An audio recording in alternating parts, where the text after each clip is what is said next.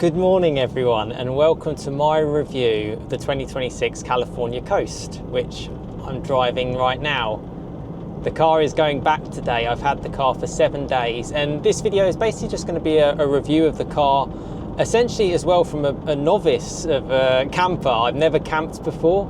I had my first experience camping in I kind of almost want to give away the review straight away. It's one hell of an experience, and I was so looking forward to getting this car. This is a Volkswagen UK press car, to experience what it's like in a California camper. And you know, I've heard so many things, I've watched so many films and stuff around it, and it's got so much iconic history about it.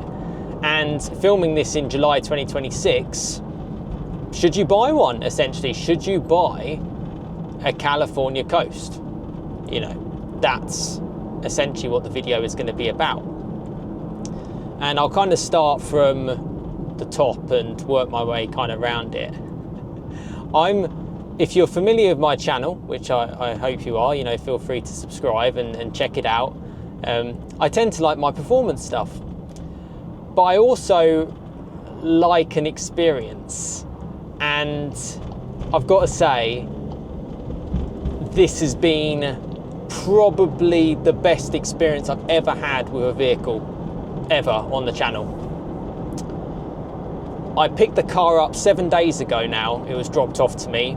In that time, I've done around, I'm going to say about 300 miles. I took the car camping to the Goodwood Festival of Speed in 2026. And I'll insert a clip now of, Liam Lawson or Arvid Lindblad in a Red Bull doing a bit of a donut. So I'll insert that now.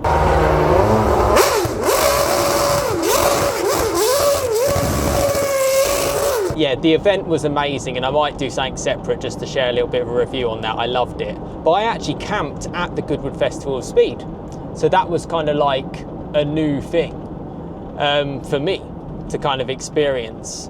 I had camping you get camping from the Wednesday to the Monday. And for someone who has no idea about camping or how to use something like that, this is a new experience for me. So this particular car, you can get a variety of different models. This is the Coast. This is essentially mid-level spec. And I didn't know anything about it. I didn't know how to camp. I didn't even know how to use it. It's the 2-litre diesel front-wheel drive. And about 150 horsepower, but plenty of torque. On reflections, I feel in the UK, I would probably go for the 4-wheel drive model, the hybrid, the 1.5 hybrid. Simply because traction is important when you're at campsites, and 4-wheel drive makes a bit of a difference. You also do get a bit of silence with the hybrid system. You can do sort of like 50 to 60 miles on it, and I think that's a big bonus. I probably would go with that. Saying that, with this model, it's a little bit less weight, front-wheel drive, perhaps a little bit more simple, and actually economy has been incredible. I mean, I've done about half a tank and it's still showing 335 miles. I mean, I don't know what more you could possibly want than that. It's got more than enough, and it's more than kind of like, it's more than enough for kind of day to day to kind of get around, and to also, I say day to day, if you're going camping, it's just the perfect thing to kind of go with. It's a magical place to spend time with. I can't even believe the experience, to be honest with you. To be able to sort of sleep, I mean, just from my point of view, basically it's just like a mobile studio essentially, is incredible. You can sleep 4 in here, but I solo camped. So essentially for me, it was just, I slept on the bottom bunk, but you can raise the roof, and actually what that means, you can then push it up higher, so you just get a bit more air and space. And I just loved it. I loved it being in here. It's got like a secondary battery, so essentially it can run for sort of like 24 hours with like the aircon on and stuff. Luckily I had an electric hookup, so I didn't need that. The one thing with the aircon, it felt like it wasn't as strong as if it is when the engine's running. It was very, very hot, and it did help, but don't expect sort of like ice cold levels. But the whole car is so well tinted That really helped with all the blinds. I didn't know how to use anything. I didn't know how to use the awning. I didn't know how to raise it. I didn't know anything. This was a complete stepping into a car with absolutely no idea what to do in the slightest. So it was quite nice to be in a position where you could kind of like intuitively work out how it works. And I think Volkswagen have done that so well because they've got such a history of doing these types of cars.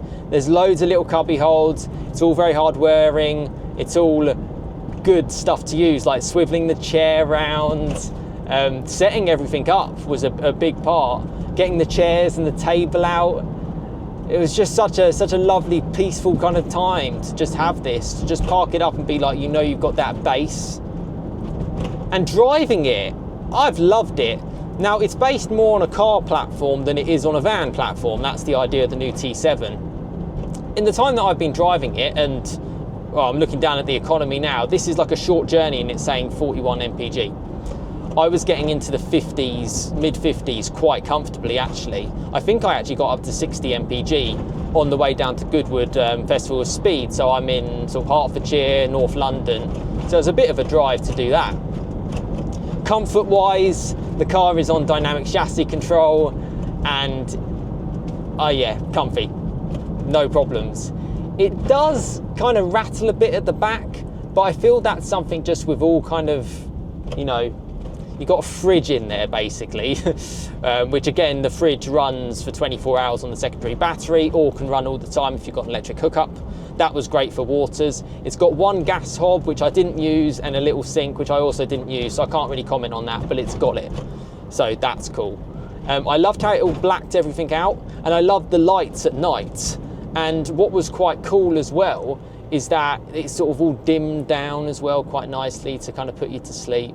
I didn't know how to camp at all, so I ended up accidentally having my lights left on until another fellow camper knocked on the window and just sort of said, you're blinding us a bit. So you have to kind of turn that off manually. And there's still probably stuff that I still would need to know about the car. It's something that you'd have to really spend time with, I mean, I got, 7 days with this, 300 miles, took it camping for 4 nights, you know, 3 nights and 4 days, you know. That's all I can share with you is what that experience was. Would I buy one? 100%. 100%. I mean, this car starts from, the Coast starts from 70,000. The California, the T7 starts from about 65,000. This car with the options, with the dynamic chassis control, 4 red. I've done my sort of walk around introduction video of the car on, you know, check the video, link above. Is 77,000. The Ocean then goes into higher, and then obviously if you go for the 4-wheel drive and the hybrid, yeah, the costs go up. But a lot of people, well, I'm going to say almost everyone, isn't buying this car outright. They are, well, they're essentially going to lease it or finance it. And that's where the residuals of something like this, it's really, really good. You know, everyone knows what a VW camper is. If you go in on a camping trip and you're checking the camping site, they'll literally say Volkswagen Camper. And they won't just say like any other, like a camper van. It's that recognizable in the industry. It is, for me, industry, you know, just as someone who wants an experience and doesn't want to have it too much over complication and wants to know something's going to work and it's going to start and it's not going to let me down, it's going to be reliable, it's not going to affect my experience, it's going to enhance the experience. That's what I wanted, and that's exactly what I got. I have no comparison over any other camper van at this stage. You can go for lesser priced camper vans. I did check a review of this exact car was taken by Autocar, and they compared it to this £55,000 Citroen camper van, and they said that this car was the better because of the premium quality. I agree. I think if you're going to do it, if you're going to have a good premium camping experience, you know, you will have absolutely no regrets if this is on your bucket list to get. I mean, I'm a complete novice. You know, completely happy to kind of own that transparency, and I got up to speed with it. I just asked a few people in the campsite how to sort of wind out the awning at times, and you know, just a little bit of, you know, peace of mind around certain things in terms of like when when I was sort of shutting it up, or when I was just like hooking up the electric. But the car made it simple for me to work out where everything was. I didn't even know where the table was before, and then a table came out. And you know, you only really needed to do sort of like a brief kind of understanding of what it was like, and then you could really get yourself into a camping experience. And I was able to manage this large vehicle solo, and that's something to note as well. But obviously you could take it with your family. Can you get 4 in? Can it be 2 adults, 2 kids? I think it'll be a squeeze. You know, it's sort of like 1.5 beds on both. That's what I would say. A single and a half, if that. So you're going to be tight squeezed if you have too many in there. For me, on my own, perfect. You know, it was brilliant. It is just like a studio flat, basically. Really, really nice. I didn't use the shower, but it's got a little shower at the back too, which is nice. So many cool little features about it. How it drives is really, really impressive, actually. With the gearbox is good. It's smooth. It is a diesel, but I found it quite quiet on the motorway. It felt really, really nice. Really, really nice. Like, I had such a long weekend and I was absolutely shattered. And then I'm coming back on the M25, bit of traffic and stuff, 2.5 hour journey back, another 100 miles. And it just took me there. Cruise control, auto cruise control, aircon going. Lovely, lovely space to be. And I just feel kind of relaxed even just talking to you now as I'm sitting driving it. You know, I'm not experienced in driving these sort of larger vehicles as well. And it's really looked after me. And I think that's just what you want when you're taking a vehicle on a camping place. And the fact that if you can get it on like a lease deal, because the residuals are quite good, or if you just have it as your full-time car, it's just perfect. I could not recommend this highly. So should you buy one, I would say yes, 100%. If this is in your budgetary range, and you kind of like the whole California type, like, I suppose, name, go for it. And you also get other people at the campsite who have the same one. So either they'll have the T7 or they'll have a T6 and have a T5. And that's just quite nice in terms of building the community. It's not like a brand new sort of different car, basically. It's, you know, it's so synonymous that other people can help you out, and you're kind of in this your own little club with it. Got a lot of looks and a lot of attention. People loved it. People who were in the tents were coming over to me. People were sort of talking about it and just saying, oh wow, that's so cool, and you know what it's like. And I was just able to sit and just relax when I'd had a long day at the Goodwood Festival Speed and enjoy the car. The way it drives has been really impressing me. I would say I am quite experienced in knowing a variety of different vehicles and how they drive. This has been entertaining to drive. And that's not the whole purpose of a camper van. But if you're going to go to somewhere like Scotland or Wales or anywhere, you're going to be driving the car. It's more than just a camper as a base to kind of settle down. It's got to drive well, and this drives well. It's on the 18-inch wheels. I'd probably recommend those. I think 19s would probably be too big. I think 17s are probably a bit too small. And you just get a better, I've always found 18-inch wheels tend to ride better. Yeah, that's just me. I like how even like the windscreen wipers, it comes for when you're washing the windscreen, it comes out of the wiper blades. Just little convenient things like that. I've loved all the little storage bits that have helped me out. I've loved how well insulated the car is actually, because in sort of like a loud campsite, it's actually been really good. And we had a really, really windy night, like 20 mile an hour, 30 mile an hour winds. And it was loud in the night, but when you stepped outside or opened the little to let a little bit of air in, then it was loud. So it did a really, really good job at that. Really good job. Yeah, in fact, I couldn't quite believe how good of a job it did. Yeah, it really made me feel secure. It made me feel safe, and it looked after me. And I think that's what you want in a camper van. You can trust it, basically. If you're going now on the Volkswagen website and you're like, oh, let's just check out California. Yeah, you know, it's going to look after you. In terms of affordability, I'd certainly look up, you know, what sort of like options you can get, obviously on lease and however you kind of would fund it. Because I've seen like T6 versions of this, or even T5 versions of this, really, really still worth a good amount of money, 40 to 50,000 pounds, depending on mileage. So you know you're kind of safe in this, and then you've got that experience to go through. Whereas if you go for a newer brand, you're not too, the market isn't too sure, you do take a risk on that side. So that would be my kind of, I suppose, not argument, but my kind of suggestion over perhaps a lesser priced camper. And hey, how much do you kind of value yourself in terms of the experience? There's nothing wrong with sticking a tent on your VW Golf, and that would be just as great. But if you want kind of like the full works, this felt like the full works. I wouldn't have wanted to be in any other vehicle. You know, for the economy, it was just insane. I can't get over that. I haven't had, I suppose the advantages of not going for the hybrid 4-wheel drive is more for the fact that you don't have to worry about maybe some complications with the hybrid. But then even the hybrid obviously does have diesel power or petrol power to kind of get it along as well. So you're not fully into the electric mode. And I feel that's where the industry is kind of going. But it's cool to see diesel still working. Turning circles being insane, maneuverability's been good. Parking sensors, I probably would have wanted a bit of a better kind of like area view, actually, if I'm honest, because I've driven this has got sort of like the Mark 8 infotainment. So it's a newer infotainment, but it's not as new as say like the 8.5 in the Golf or Volkswagen sort of latest infotainment. And for me, that's kind of like a little bit of a letdown on a 2026 model. I don't know if they're ever gonna like, if they're gonna update that at all. In a future facelift, who knows? This has been good. It's really well integrated into the dash and it's worked fine.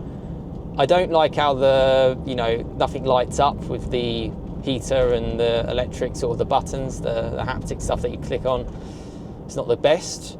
And like I said, I would rather like a better area view. I'm sure they do it better. I mean, listen, it's fine, and I found it fine manoeuvring it. I just don't know, maybe that could have been done a little bit better. As for that, I'd say get in the comments. If you're looking to get something like this, I think it's important to take your time to check the reviews. I mean, I checked my sort of like how-to guides on what this was like, and to get my understanding of what it was going to be like. And obviously as a solo sort of traveller, you could then go for like the Caddy or something smaller. But I wanted that sort of comfort and the space, and that's what this California offered. And it was good. Over the 7 days and the 300 miles and the 4 days camping, yes. And I'm going to do it again next year at the Goodwood Festival Speed as well, because it was just brilliant. It was just a brilliant time. So that's kind of my review of the 2026 California Coast, the T7. I suppose on the final part is the speed. It gets up to speed fine. I'd never really found any problems like I was lacking, and that was surprising actually with only 150 horsepower. I think that's more because of the torque that the diesel engine has. It really, really does help. It helps to just pull it along. And as I kind of mentioned before, it's just a really nice drive, and it has like the country lane kind of assists things to help you out, to keep you in lane, which is, on a really tight, tricky road, this is an expensive vehicle. I don't want to damage it. And it's never sort of given me any sort of problems that it's going to get damaged and that I'm going to like knock into another camper van or something like that. Yeah, you literally just get in and go. The stalks are really easy to use. I've knocked it into sport a couple of times, which I'll do now. Like if you're overtaking a bike or something, it just makes the gears a little bit lower. It makes the throttle response a little bit firmer. Steering wheel's been really, really nice. It's been enjoyable to drive. I'd love to drive this more. I'd love to spend more time with it, and hopefully I do get that opportunity. It's that one car. I've always felt like the Volkswagen Golf, and that's why I've shared it so much on my channel. And there's been like that one car that can do it all. Well, this can do it all. And yes, although I did take this to the shops, it's not your day-to-day shopping vehicle. Do everything else of it. And just brilliant. It's just been brilliant. Brakes I've been impressed with as well. as we've just found out there. Particularly going downhill with sort of like the weight of it, you can really kind of feel it because it's a large camper van. Yeah, it's nice. And even like the door handles and like opening and closing the doors, and just everything's been so well thought through, and you can just think about how much effort and work has gone into it from an engineering point of view. And they know how to do it. They've got the many decades of experience. And if you just want the best, get this, because it's the best. It just is. For me, I wouldn't really bother looking at anything else, because for me the most important thing is the experience that you have. And this has in no way detracted from the amazing experience that I've had with my time away. You know, I value my time, I value taking time out, and this has been fantastic. And actually we're on some tight, twisty lanes now, and it's quite nice to actually just drive it. I literally, as soon as I got into this car 7 days ago, this camper, I was like, I could drive this 500 miles to Scotland, no problem. And that was the first time I got in it. You get out and you're like, oh wow, I want to kind of get back in it again. I want that experience again. Yeah, it's just so much fun. And you can just see from my face, I'm just smiling. Yeah, I'm not paid to give you, like, to sell this car to you, you know, at the end of the day. Yes, I'm grateful for my social media, sort of YouTube channel and Instagram, actually, at SamAustin657. If you want to see more, because I uploaded quite a lot of stories about this. That's more of my kind of like lifestyle little bits about the stuff. So follow me on Instagram. Yeah, I'll leave the link and just on the screen now. Just, I could never kind of have dreamed it. But actually, for the whole camping, you know, I paid for that experience. You know, I paid for the campsite, I paid for the tickets that I needed for Goodwood Festival Speed. So in that sense, you know, it's what I would do anyway. And I probably would have just either rented a camper van, or you know, would I own one myself? I don't know. I think leasing might make sense.